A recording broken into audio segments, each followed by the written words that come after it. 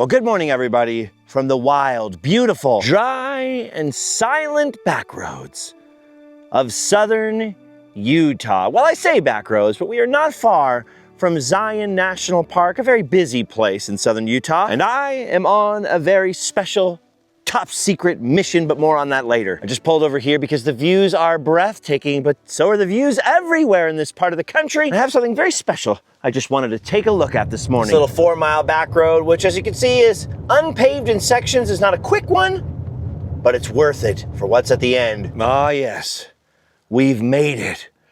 We're back in the little famous ghost town of Grafton, Utah. Gosh, is it ever beautiful out here. This is the perfect way to start your day if you possibly can, out in the open air, somewhere beautiful. Grafton was settled by Mormon pioneers at the end of the 1850s originally, about a mile downstream from where we're at. They were flooded out and eventually moved to this site in 1862. Brigham Young had led the Mormon pioneers to what they considered their promised land. Of course, 1862 is sort of the height of the Civil War, cotton being cut off from the South, and Brigham Young wanting the Mormon settlers to be independent. Believe it or not, what a lot of settlers did down here, what Grafton settlers did, was grow cotton down here in the wild deserts of Utah. And because we're not far from Zion National Park, like I mentioned, which is just over that way, Grafton is sort of a well-visited ghost town, let's put it that way. It's fairly easily accessible, like I said, just about 3 or 4 miles off the main road. And because of that,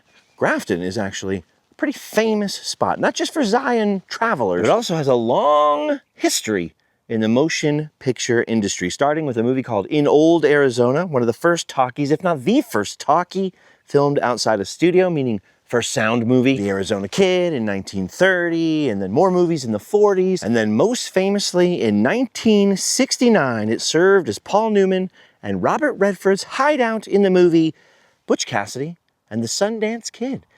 He rides the bicycle right past these buildings here. As the rest of Utah became settled, and this is obviously not the most prime location in the world for a big settlement, most of the residents of Grafton moved away. If I remember correctly, the last permanent resident of Grafton, the last person living here in the old core, moved away in 1945 at the end of World War II. So there were always private landowners still around here, still in the area. We have Rockville, we've got Virgin, several towns nearby. And because it's an early Mormon settlement, and because the early Mormon pioneers literally believed that God had led them out of the world and to the promised land, obviously, the modern day LDS people have a lot of reverence for their pioneering ancestors. And so in that spirit, Grafton has been sort of lovingly preserved, first by private groups and private landowners coming together and getting the landowners to participate, and then eventually founding a nonprofit called the Grafton Heritage Partnership Project in the late 1990s, which purchased the town site and has preserved it as an open space for visitors in perpetuity. And so it's weird, it's this tiny little remnant of an old pioneering ghost town, very lovingly preserved, in many cases by the direct descendants of the people who settled the town. And although it is rather well known for people coming to and from Zion and has been in major Hollywood movies, as I just mentioned, it's still kind of off the beaten track, because even when you're going through the main town where the road branches off to head to Grafton, there's no sign or anything. No one's taking tickets, no one's handing out pamphlets or selling trinkets. It just sort of is. And if you've heard of it and you can stumble across it, it's just a great, wonderful place to roam around and think about the early Western settlers out here, of which, of course, particularly in Utah, the Mormons were a big part. It's funny because, like I said, we had to take a 3 or 4 mile road off that way, kind of through the foothills of the buttes, or the base of the buttes over there, but actually just across the Virgin River on which this settlement was planted, just over there, you might be able to see a thin white streak. That is sort of the main highway going to Zion National Park. There just happens to be no bridge crossing the Virgin River here, leaving Grafton kind of high and dry, isolated, and preserved. As you can see, you have the church building there. You've got a big house, 2 or 3 scattered along the road into Grafton, and another one across the road here from the church. It is not a very big place, but it's not paved. Like I said, no trinkets, no souvenirs, no one's playing any music out here on any speakers. And the really cool part is, in addition to the town site being preserved, and a lot of this is private land on the edges here and is still being farmed and used. The buildings have been preserved and restored and are free and available to enter. And you can really see these low ceilings here and the rough hewn logs and pieces of wood. I mean, these are almost like pieces of firewood right here, used to build the logs.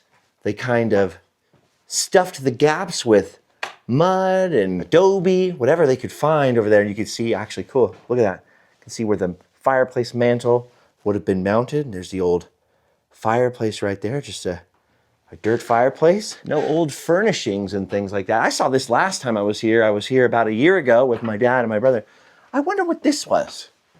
Very confusing. A shelf? Was that a chute that went outside? This is old tin. It's an old metal. Not a very big house. Pretty small, pretty humble, but it must have taken a lot of work to build this basically out of nothing in the middle of nowhere back in the day. And of course you got some of the outbuildings also restored out here. Would have had your chicken coops and your little barns and stalls for animals. Must have been nifty in a place like this where there's not too much wood available to get barbed wire invented so that you could just kind of use this stick and barbed wire method of creating fencing. It's a very humble place. I like this little place. Sometimes I get caught up in my own life and how frustrating things are. Oh, people don't understand. I got to do this, and I've got to do this, and I deal with this, health issues and bills and taxes and whatever else is going on in the world, the news and all the bad events going on. And then I come to places like this and think, man, if you were sick out here, there's no modern medicine, there's no iPhones, there's no air conditioning, there's no penicillin. People that first settled this place probably came from Salt Lake City, but before that, even from, parts east in the United States, there was it was difficult to communicate. If you left your father and mother and grandparents and brothers and sisters to come out to a place like this and settle and try to grow cotton out of the desert, I mean, you were really going to be out of contact for a long time, maybe forever. It just puts things in perspective, you know what I mean? Okay, check this out. We're going into the big fancy house here, and I love this. This is obviously the nicest house in town. Just right away, you see the finished walls, the high plastered ceiling, the much nicer fireplace over here. This was the Russell House, built by one of the first guys to settle in Grafton. This guy right here, Alonzo Haventon Russell, 1821 to 1910. And I believe those are two of his wives. It was just that kind of party back then. Alonzo was the bishop here in Grafton. He obviously built this big, nice adobe home. So he did pretty well for himself, considering that he came here and first lived in a tent. Ooh, and according to the sign over the fireplace, the log house across the street was actually built for one of his wives, Nancy, which is the one here on the left. I wonder if Nancy was either happy that she got her own space finally over there in that humble dwelling, or if she was grumpy like, well, the other ones get to live in there. Anyway, pretty cool. You couldn't just call a contractor, right? You had to find someone who could help you, get the local community to put in their labor, just figure it out on the fly. No building codes, obviously no electricity or running water. You could see a stovepipe hole over there, so they had some probably wood-burning stoves. I like seeing these old nails on the wall where obviously things were hung up at one point, and the house is totally free to wander. You have QR codes on the walls. Those aren't original. Those weren't here back in the 1860s. Oh, wow, speaking of original, look at the original adobe bricks and some of the original plastering on the walls. But there's Venmo codes so you can contribute to its restoration. This is amazing upstairs because it's a little more unfinished, unrestored. You can kind of see the way it was constructed. I think some more people have pulled up into town and are entering the building below us. I can hear their voices. At first I thought it was ghosts. Sorry, Mr. Russell. Ghosts. No, whew. Just tourists. It's a pretty darn impressive residence. That is for sure. And the cool thing is you've got the back door here. As I mentioned, no electricity, no running water back in the day. Although in fairness, they were very close to the Virgin River. You just had to simply go down this path down yonder. But you can actually see how they preserved their food and kept things cool by going down into the cellar. It's a little bit creepy, but only a little. Ooh. Look at that. Spooky, but cool. You can see the old shelves in there. Like I said, the last resident moved away in 1945, so picture somebody out here maybe with their old-timey radio, listening to the news. All right, it's over. Fine, safe to leave. Anyway, I've probably lingered a little too long here in Grafton. There are other buildings like the old church here or school or both. And you see the bell up there. A lot of times when you come to old towns like this in Utah, like the original pioneer settlements, a building built as sort of the first church building would have also ended up being the school when they built a better one, or the building they built purposefully as a school would become the church temporarily until they built a better one. This building here is actually closed, like you can't go inside at the moment. They put a picture of what it looks like on the front door, which I appreciate. It's a great little stop. If you're heading to Zion National Park, you can type it right into your GPS, Grafton, Grafton, Utah. You can donate there to help pay for some little brochures. Just kind of a neat place to go. I'd linger longer and show you more stuff. You can also visit the interiors of these buildings over here. But I did not drive all the way to southern Utah from my home next to Disneyland just to see Grafton today. As I mentioned, I'm on a special mission, and it relates to my recently deceased friend, Adam the Woo, and it is a mission I must not fail, but we'll reveal the mission in a little while. First, we're gonna leave Grafton and head back on the long, windy little back road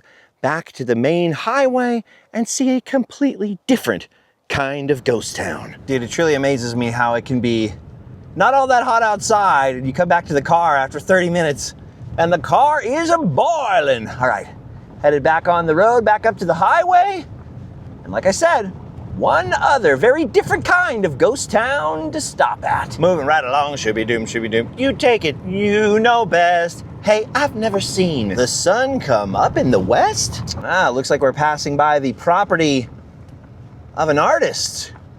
One of those creative types out here. Look at that, ooh, look at that. Ooh, ooh, ooh, ooh. Spooky, it's a little bit spooky right there, that piece of art. Look at those cool cut metal gates, little spinny things, some skeletons. Whoa, risque cowgirl right there. Nice. All right, let's keep going. I get distracted, man. I just want to look at everything when I'm traveling, you know? Okay, so heading back into sort of the main town or back onto the main highway, and the town that Grafton is right next to is called Rockville, which is very appropriately named, and look at this bridge. This little one-lane bridge over the Virgin River right here. Oh, that is so cool. Dude, awesome. Finally, a bridge I don't hate. And then anyway, we gotta head back towards the little town of Virgin on our way to the town of Hurricane, where my hotel is, pick something up, and we'll be on our way, and I can tell you about the secret mission that we're on. All right, a short but beautiful drive down Utah 9, which is that main highway I kept referring to later, and we've reached the outskirts of the little town of Virgin, which is not a ghost town, but has a ghost town in it. Welcome, my friends, to Fort Zion. It is the wackiest, zaniest looking little trading post on the side of the highway. A very cool little roadside attraction I have passed by many times, but never stopped at. Well, today is gonna be the day, because not only do they have all the, Indian jewelry, ice cream parlor, swords, knives, crystals, rocks, and a petting farm, but they've got the thing that stands out on the side of the highway like a freaking beacon to people like me. Their own little wacky virgin ghost town. Look at that, established 1858 according to that sign along the side of the highway. I'm assuming that applies to the real town, not to this one. How cool looking is that? This looks like straight out of the kind of wacky concept artwork when they were coming up with Disneyland and miniature buildings. It almost looks like something my friend Parker Jacobs, one of the creators of Yo Gabba Gabba, would have drawn. And I also see a little available sign in front of it. So maybe these buildings, they're for sale if you want them. Maybe you could own this place. Oh, dude, if I only won that Powerball, right? Look at this. Got the old mill there, the Virgin Jail, a little bank, a covered wagon. I'm not sure if you need to pay an admission to get over there, because I can see the petting zoo is just behind it. So this may be part of the petting zoo experience. I'll go inside and find out. All right, this is it. The Virgin Trading Post, Fort Zion. Incidentally, I was actually reading about the word Zion very recently. It turns out it's a Hebrew word, but it may be even a borrowed word from the Canaanite language even before them. And linguists, philologists, cannot exactly agree on what it means. It means something like fortress or stronghold maybe, or bear place or hill. There's all these different interpretations, but of course, in religious shorthand, it's turned into sort of shorthand for the promised land or a stronghold, and it's just very interesting, right? Zion, and of course, the Mormon settlers use that word for their promised land. Got the Virgin River down there, which is how the town got its name, and of course, Fort Zion, just named after the area. I haven't gone inside yet because I've just been staring at this. It's just so cool. Okay. Oh, dude, this is like a legit old Western trading post. Look at this. Look at the ice cream tasting room is absolutely epic, like an old-timey saloon. I particularly like the Western movie posters in the booths and the Virgin Chastity belt on the wall. If you don't know what that is, kids, ask your parents. This place is huge. They got a little bit of everything in here. I love these. Look at that wood carving right there. Well done. No modern trading post is complete without Pappy and breaking your own geode. Toys, games, sunglasses, feathers. This place rocks. Unbelievable. Unbelievable. I really like all the cowboy boots hanging from the ceiling. Dude, so many swords and knives in here. Look at the size of those blades, but also a toy Tommy gun. Okay, I paid my $2. I am headed out to the petting zoo. $2? That's a heck of a deal. I mean, in this economy, $2? Of course, every time I say $2, all I can think of is Better Off Dead. $2! Look at this, they got the old horse trough right here, the old hand-pumped horse trough. Don't appear to be working, but I'll keep pumping. The old covered wagon for a fun pick opportunity, just like the old Knott's Berry Farm covered wagons. I wish they'd bring those back in the park. And then look at this. This is incredible. Look, you got the old barn here, which I'm assuming is also the blacksmith's place. Here's the backside of the bank and the jail. There's some kind of metal thing in there. I'll check that out in a second. Dude, what a fun one. You got the old lava rock pile and the old mill standing proud along the side of the highway. The Hotel Virgin, the Wild Ass Saloon. Ass referring to donkeys, of course. Don't get your knickers in a twist. And then my favorite piece of all, Miss Molly's House of Negotiable Affection. That is probably the best I have ever heard that phrase. I want to try to remember that for future reference. Hey there, you scumbag. What? What do you want? Look around you. This town ain't big enough for the both of us. Well, it looks plenty big enough to me. That ain't the way I see it, partner. Well, clean your glasses off. They're all smudgy. Huh? Oh, hang on. Oh, you're right. This town is big enough for the both of us. And that, kids, is how you avoid violence. Dude, this is so awesome. Not a lot inside of these buildings. They're pretty simple. Simplistic, I would almost say. Minimalistic, bare bones. As you can see, just bare slats inside, although there's some rocks on the floor. But the design is very cool and it's very effective. Pulled me right off the highway. Oh, I'm seeing the backs of some of these buildings. Looks like this was the Undertaker's office. And what do we have out here? What are you? Are you an alpaca? You look like an alpaca. Please don't spit on me. Hello, friend. I really want to pet you. I paid the $2. I don't have any food. Please. I know I have no food, but I just want to pet you. Can I tease you? All right, maybe there must be food around here somewhere. There must be a way to lure these animals into being pet. Are you following me? I've got this weird feeling that we're being watched. He's still looking, isn't he? Ugh. Oh my gosh, look at this, mini horses. I don't know where the food is. To be fair, it did not say that it was a feeding zoo, just a petting zoo. But look at this, our friend is back. Okay, what? Don't dodge me. Just let me get you a little, can I please? Can I just have a little alpaca pet? Oh, okay. He didn't look like he wants to be pet. Doesn't look like he wants to be friends. He looks like he wants some food, but I don't have any food. Oh, there's another one down here. Do you want to be pet? No, nobody wants to be friends in Utah. But how about the mini horses? Hello, mini horse. I have always wanted to pet a mini horse. Look, the mini horse is letting me pet him. Oh, that's a good horse. That's a good miniature little horse. Hello, sir. Can I pet you as well? Oh, look at the mane. Beautiful. You want a little ear scratch? Look at this mini horse. They're very woolly. You are a very woolly horse. They look like they could make a blanket out of you. No, you don't like that? That's a bad joke. Not my best material, I know. Sorry. Oh my gosh, this is a miniature horse. This horse is so miniature, he can't see out of his eyes. His mane is so long. Hey, buddy, look at all these mini horses are so friendly. I'm loving this. These are the friendliest horses in Utah. Dude, I have never pet a mini horse before. I always loved them, always loved looking at them. Never got to pet one like this. Oh, there's a shy one. Hi. Oh, okay. Not a bad deal, $2 and you pull over, see an epic ghost town and pet a mini horse. I see the goat pen is behind 2 layers of fencing. I wonder if that's to protect them from coyotes, since there are a bunch of little babies in there, or to protect us from the goats. If you didn't see my video with Oscar in San Antonio a couple of weeks ago at the snake farm, trust me, it is worth going back and watching just for the goat mayhem. I love this. I love their little shelter up there. They're just chilling on top. And look at those kids. Look at those little babies.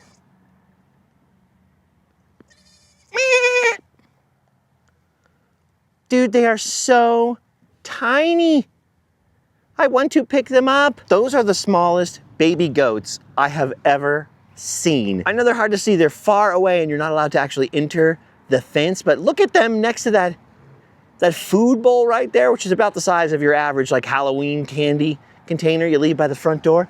They're so little. There's 2 of them down there. These are like little pygmy goats. They're very, very small. Pretty cool. A worthwhile stop, $2, and whoa, Bahram you, look at the size of that thing. Speaking of which, I can feel the evil eye behind me. I don't know what kind of sheep or ram those are, but those are some hefty boys right there. Look at the size of them horns. Look at the way he's looking at us. That is a meme right there. That is so scary. If that thing charged at me, I would probably shriek. Bahram you, Bahram you. It never works.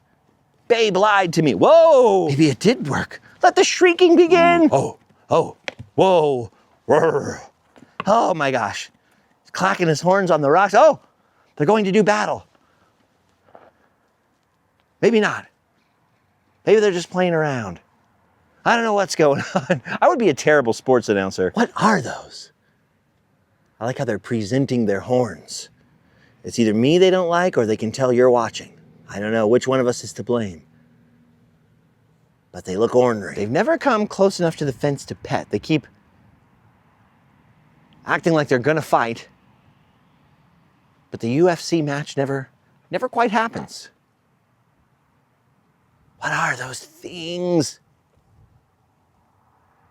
The Utah Panthers. All right, well, time to deal with the secret mission. Time to leave the OK Corral. I'd explore the gift shop a little more, but like I said, we are on a mission. So I've got to head from here back to Hurricane, Utah. Not hurricane, hurricane. Trust me, you can't pronounce it hurricane without getting scolded by the townsfolk. And I am picking up something special, which I am taking to my good friend J. Luke Heaton, the owner of Whittlesticks in Cedar City, Utah. Something that belonged to my very good friend Adam the Woo that is now in my possession.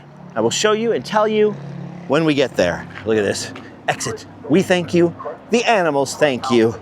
Not those weird sheep ram things. They were scary. They looked like they only wanted to thank me with their horns. Okay, speaking of the ice cream parlor, I just realized I fudged up big time because they had carrots for sale that I didn't notice in there. I could have been feeding them carrots. That's why those sheep look so angry. They're like, where's the carrot, bub? Well, still a good stop and highly educational. Worth it to see the chastity belt alone. All right, we're gonna hop into Old Faithful over here and head down, like I said, into the town of Hurricane. I have actually filmed here in the past. I have no idea what the title of the video was the last time I filmed in Hurricane, but the museum down here has got a fruitcake in it that is well over a century old. And no, I'm not talking about me. Plus a big hunk of bacon that's nearly as old as the fruitcake. Kinda now wishing I had more time to go back in there and check up on the old fruitcake. But as I mentioned, I'm on a mission today, so I gotta grab something really quick from inside of my hotel. And yes, I am staying at a My Place again until I talk to one of my buddies at My Place Hotels, the corporate office. Just happened to mention that I was traveling through. I didn't know there was one in Hurricane. This is right next to Zion National Park. It's the best. These are always my favorite hotels. It's like the next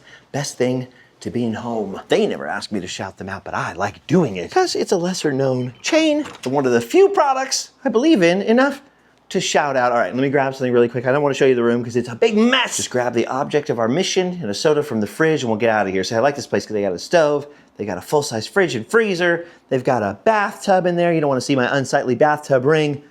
It's time to get out of here. All right, I now have a very special item in tow. Just got to head up about 45 minutes to Cedar City, Utah. Hey, some of you who knew about my friend Adam may know Adam and I met because Adam was in a band called The New Threat. He was in some other bands too.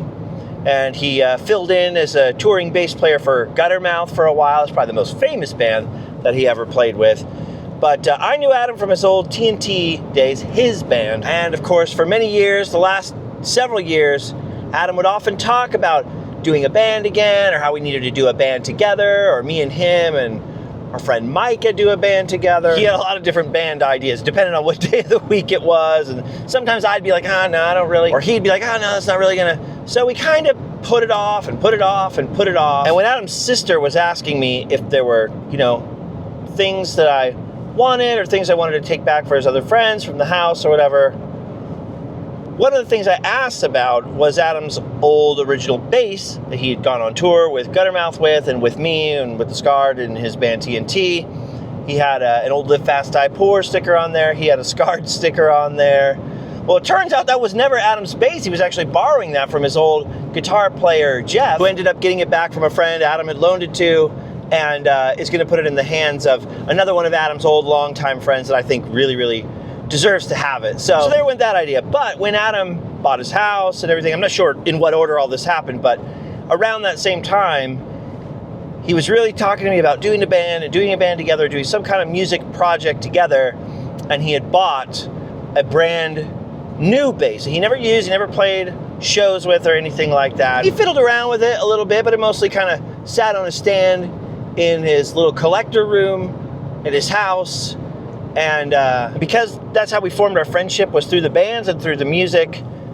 That was one of the things I asked about, and I would not take, but I bought from Adam's sister. Not only was I in the market for just such a bass to use for demos and just different stuff, I record just little demos and things every once in a while for myself, but I just really didn't want to see it like anonymously go to a music shop or end up in the hands of someone who's going to put it on eBay or something. And because with or without him, Adam was always, telling me like, oh, you should do music again and blah, blah, blah, and all this stuff. I just really thought, that's probably one of the important things that I would really like to buy from you, and I would like to take and see used in some way. So I drove with that bass all the way back across the country from Florida. And when I got home, I pulled it out of the gig bag it was in, and that thing is a mess. Not like dirty like his old bass, oh my gosh, talk about rust and everything else, but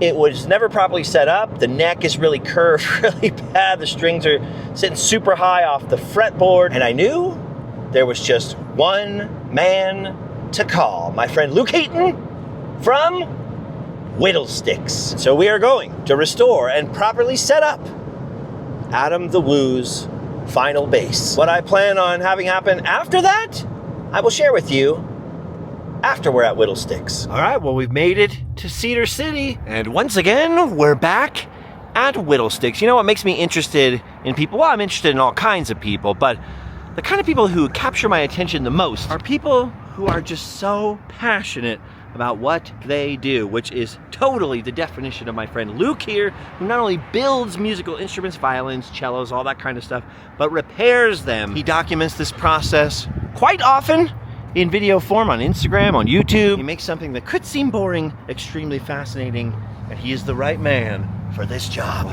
Oh, we are entering Whittlesticks. I hear barking. There are more dogs in here than I expected. What's up? There he is. How's it going? J. Luke Heaton, the master violin maker, and boy, the shop has changed. Changed a lot. Look at that. Oh, dog. You're the man now, dog. 2 dogs. Dogs everywhere. All right, there it is. The made in Mexico Fender P bass. Now, Adam never took care of his basses. In fact, his guitar player, Jeff, was telling me that he'd go to the recording studio with his bass, and the guy would be like, what in the heck? You're not playing that, like it'd be all rusty, his old bass, right? Rusty, and he never changed the strings. He did not care about, I mean, much like he was with his cameras and everything else, he did not care about gear or technical stuff. He just wanted to do what he wanted to do. And so in that spirit, he just bought the first bass he liked the look of, and I don't think he ever set it up. And we came out of Florida, you were just saying, so a lot of humidity into dry, cold weather. And you can see the action is way off there. Yeah, we're sitting twice as high as it should be. Twice as high as it should be. The thing is as crooked as a parenthesis. But you can fix it, right, Luke? Oh, yeah. Luke, you can fix the bass. That's the straightforward stuff. So how bad is it, though? Not that bad. On a scale of 1 to 10. I see a lot worse come out of Utah. Okay, Adam's bass is delivered. And that's not the only thing I'm bringing to Luke. I'm also on a mission for my dad. Oh, the neck. Yes. And so there is his guitar neck from before I was born. My dad had a lot of guitars before I was born, and then he was going to sell them to help pay for my existence. And the guy that was taking them to go sell them for him lost them all. They were all stolen. And so this is one of a very few pre-Justin guitars that he's had. An Ibanez Iceman that he took apart to customize it. Yeah, look at that thing. Look at the size of that thing right there. And so this thing needs a truss rod repair. And we heard you're the man for the job. Yeah, I heard that from me. I can do it. I was just telling Luke, like, I don't know how long this is going to take, so this can stay here for a while if it needs to be. He's like, I'll tell you in 3 seconds. It's already been 3 seconds, Luke. You lied to me. I know. Okay, so you've just bottomed out. So the truss rod is just a metal, it's a round piece of rod that's in the neck. Uh-huh. And it has threads on one end. And as you tighten the nut, which is what this piece is, it wants to force the neck into a back bow. Okay. So it bends the neck. Bends the neck, yeah. You're just out of threads. Oh, okay. So I put just a little thin spacer between the nut and this, and that gives you more threads to push against. Oh, so it's an easy repair. It's a very easy repair. Oh, good news for the old relic. And then, because I'm guessing when this is up to string tension, it's really bowed forward. I couldn't say. Look at this. Here's a giant bass. Hey. Luke is fixing, so he's doing a bunch of videos. Somebody dropped it. Big old honking crack right there. So you're fixing that crack, fixing the whole thing? Yeah, so it was open. So the crack Wait, it was open like it broke apart? Yeah, so it was open from there to there. Whoa. All along the side. These two were separate wings that had broken loose. And then, so I got those off of the rib structure. And this is hey. Maverick is upset. He wants to talk on camera. Anyways, So in the long story short is you're fixing it. I am fixing it. So And it's all back you're doing together. videos of it? Yes. Oh. This one I will post on Facebook and Instagram on this one because I'm doing the vertical. Oh yeah, okay. Vertical. So it'll be several short reels. Yes. And then this one will be on YouTube. But yeah, that one. So right now I'm into where I got to start the touch up, fill in all these little missing chips, and make it look like it didn't happen. That's so cool. It's awesome that Luke can fix messes.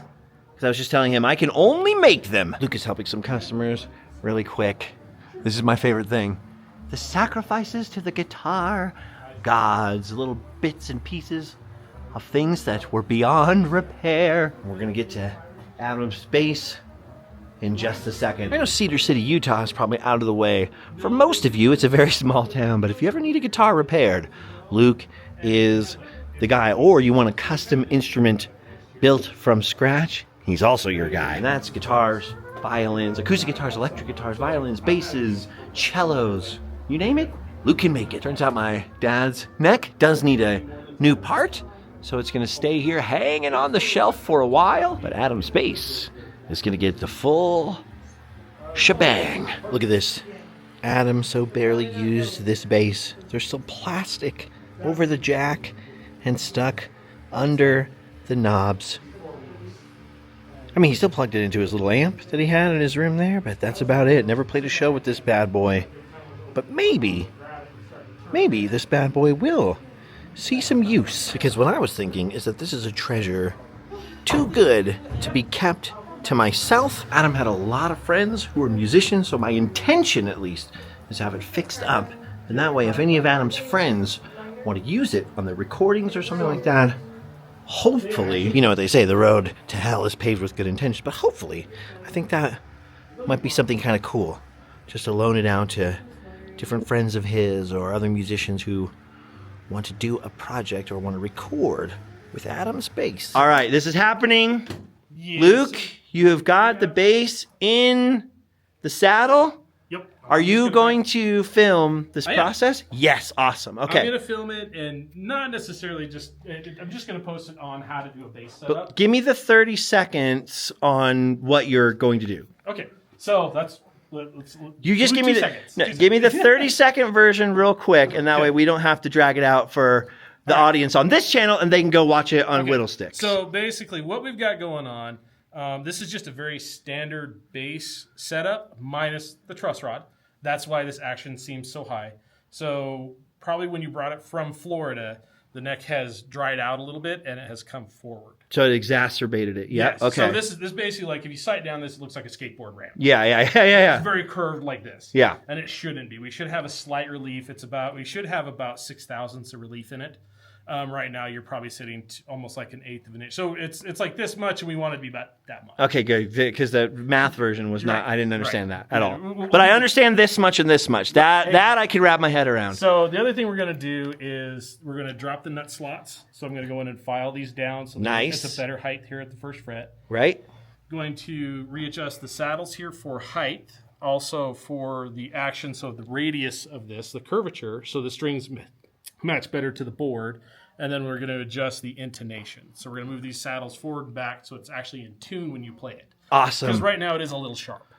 But that's because the action's so high. So And this is the reason, everybody, that when you get a guitar, just a little pro tip for those of you out there who either play music on a very, scanty level or even a professional level, or you're thinking about buying an instrument for your kids, this is the reason you always take a musical instrument to a luthier or a professional to set it up, because you can make a $600 bass play like a $2,000 bass out of the shop if you actually take it to the right person. Yeah, we're gonna end up doing a little bit of fret work down here, but very, very little. The frets look really good on this. There's just a little corrosion and rust, so I'm just gonna polish those out, and that's about it for that. So other than that, we're gonna take and clean the little plastic bits that were left. that were left uncleaned off. Yeah, that's classic Adam right there. He would not have cared. He'd be like, it doesn't matter. Right. And I will say 95% of the guitars out there still have this stuff hanging out there. Yeah. But we're going to make it look nice. We're going to clean it up and just make it look presentable. And we're going to make it functional. Very functional. Awesome. This will play like a professional instrument. Okay, so where can people watch the video of you doing this one step at a time? On the channel, it's under Whittlesticks or J. Luke Keaton at Whittlesticks. It's there on YouTube. I also have a Facebook and Instagram, same name. Just Google Whittlesticks, you'll find me. Yes. Like the first hit. There's no one else with the name. There's no other Whittlesticks. Look for Whittlesticks if you want to see the nitty gritty. Yeah, we're gonna go through and just show this. Luckily, like I said, the fretwork is actually pretty decent. So a lot of Fenders come with loose frets and stuff like that. This doesn't have any of that, so we're in good shape. Awesome. So I just went through and checked everything, and I'll do it when I do the video. We'll do the full dive on what I look at. And even though I know you would love to donate your time as a tribute to Adam, I'm not going to let you. I'm paying you full price. And we've got this on camera now. You can't escape me. We'll see. We will be paying you full price. All right. So Luke had to run outside for a second, but he has started making this bass fully armed and operational. Yeah, I don't know how the practicalities of that are going to work other than just to get the word out there that I've got Adam's bass, and that hopefully, some of his friends that are musicians, if they want to use it, will be able to contact me and use it on recordings or whatever. I'm thinking probably mostly recordings. It'd be cool if it at least got out there on a few, right? I mean, not that it's a special bass in terms of it's not an expensive bass, it's not a rare bass, but it was Adam's. I know that he had wanted to use it eventually somehow, in some kind of project. Like I said, he always wanted to start a band with me and Micah and call it the Eisners. That was one of the many ideas he had. I mainly wanted to get it all set up and fixed up, hopefully before his memorial, and come and put it on the stage at least and that kind of thing. So it's a little bit of a weird side quest. But also, speaking of the memorial, we've been having problems with, I don't think we're going to be able to put screens outside the venue, and we're supposed to discourage people from showing up to the park if they didn't get a ticket and stuff, just because the ticket demand was so crazy. So there will be no standby line or anything like that. It's been a lot of stress. Uh-oh, the dogs are back. Yes! Who let the dogs in? So anyways, I mainly just needed to get out of the house for a little while. I actually filmed an entire video yesterday, like I was just telling Luke off camera. That did not work out so well. The footage, completely unusable. About 12 hours of work completely down the drain. I'm sure that's happened to you with instrument repairs and videos in the past. Trash so bad. you get partway through, or you get in the edit, and you're like, oh, that's all unusable. I'm only seeing the back of my bald spot. Let's cut that. So anyway, I'm a little tired. I'm still adjusting to my Darth Vader CPAP machine. A lot of other stuff going on. We can talk about that another time. The point is, I managed to do it. We got out of space from Florida all the way to California, now all the way up to Utah. And it is being finally properly set up.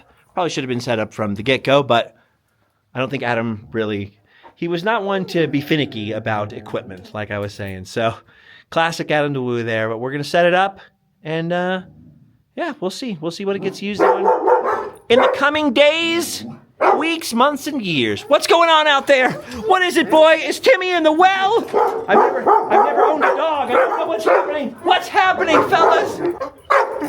I don't speak dog. Baxter, you know I don't speak Spanish. I don't know what they saw. I think it was a ghost, Luke. Could be. It was a ghost. It's trying to warn us, don't meddle with the bass. That's why the dogs were barking. Luke has this 1800s guitar in here. And the original owner of that is almost certainly dead by now. Because that guitar's from what, 1862? 1860 to 1867 is as close as we can get it. So they could have had that brand new in Grafton. And look at that. We circled the whole video around from the beginning to the end. I've done it, people. I completed this. You like that? Call back, Luke! I just said that to Luke, and then right off camera, you just said, what? I have ancestors in that graveyard. Like that's where a lot of my family was from. They founded Springdale, which is just up the road, Springdale, Rockville, and then they went down into Grafton. So that is the land of my ancestors. So if you could go back in time, get a time machine, and have them, buy up Zion, they owned Zion. You would be rich. They owned Zion. Did they really? Yeah, they owned. Yeah, they should have never let it go. They didn't have a choice. The government force them to buy it. So now you're sitting here repairing guitars instead of being the king of Zion over there. They actually owned East Zion, so it was on the upper part of Zion. Nobody cares about that part. Right. It was. I'm just kidding. I actually like that part. Yeah. So it was the east side that we were. My grandmother was born in what was now Zion National Park. What the heck, dude? Come to Whittlesticks for guitar repairs, guitar sales. Get yourself some guitar strings, custom violin, and ghosts. Dogs and stories about Utah pioneer history. Yep, I have family all kinds of that. Anyway, okay, we're gonna let Luke keep on recording. He's gonna keep working on the Adam the Woo bass, and I'm gonna catch up with you guys in the next video. I don't know what that next video is gonna be. I have no idea where it's going to take us between here and getting back home to Southern California, but somewhere. If I don't lose all the footage again. That's going to do it for now. I have all the normal stuff. I got the merch. I got the hot sauce. I got the Patreon. I got all the things. But you can find those at randomland.com real easy or down below in the description. I don't feel like going through them all. I got bass stuff to talk about with my good friend, J. Luke Heaton of Whittlesticks, Cedar City, Utah. Expert repair. Go home and sleep well.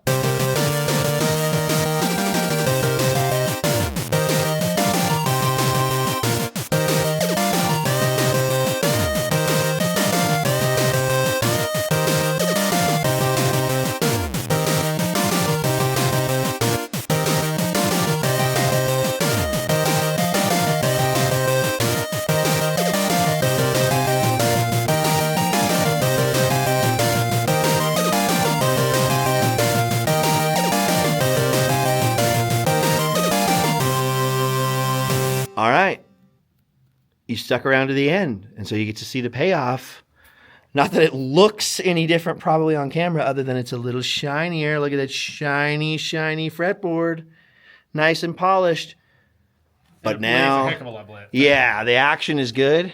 You can actually play the instrument And it actually plays in tune. It plays in tune. Yeah. And so now it's up to It's up to tune. it's up to par, right, for studio use. And Oh, yeah. You could definitely use this in a studio. so now, hopefully, some of Adam's friends will be able to use this on recordings or whatever. That's the goal. We'll see if it happens. All right, thanks, Luke. Go home. Sleep well. Listen, before I take off really quick, I know I could have taken that bass into any guitar repair shop, a guitar center, or wherever. But genuinely, Luke, super nice guy. He's seen Adam's videos. He's done a lot for me. And genuinely, not only is he good at what he does, he's super passionate about what he does, as you'll see if you watch any of his videos. Great guy. And if the whole experience, my part of the experience of losing one of my best friends of all time has meant anything to me in terms of like a lesson, it's to do what you can to find time to see the people and appreciate the people in your life and support the people in your life that do this kind of work. And I just thought, he'll appreciate what we're doing here. Plus, it got me out of the house. So thanks for watching. I know there's like 15 endings to this video. That's because we were hanging out and catching up and talking and everything. And I really appreciate you all. One more time, go home or sleep well. Oh, and one more thing. I know it's hurricane, not hurricane, but I'm overemphasizing it because it's not hurricane, which is what it should be. But the Utah accent thing going. Just wanted to get that out there, just in case someone was gonna comment about that. I hope that answers all your questions.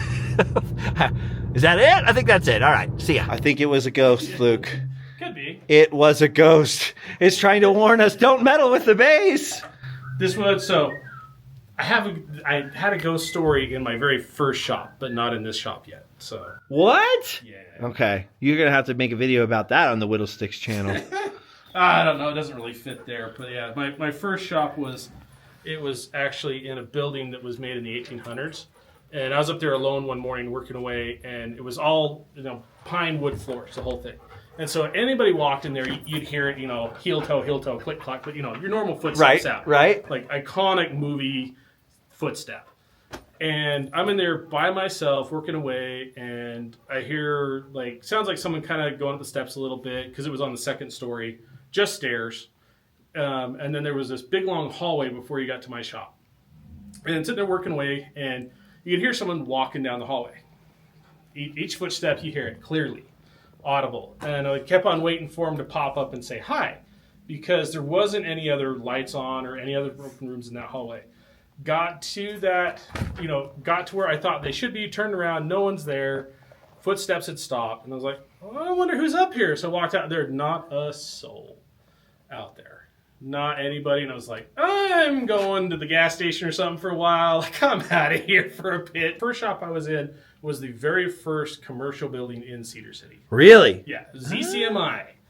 ZCMI. Zion Corporate Mercantile. Oh, okay. I think I've seen that building. Yeah. That's weird. Yeah, so that was my one and only ghost story. Maybe it was Brigham Young. There you go.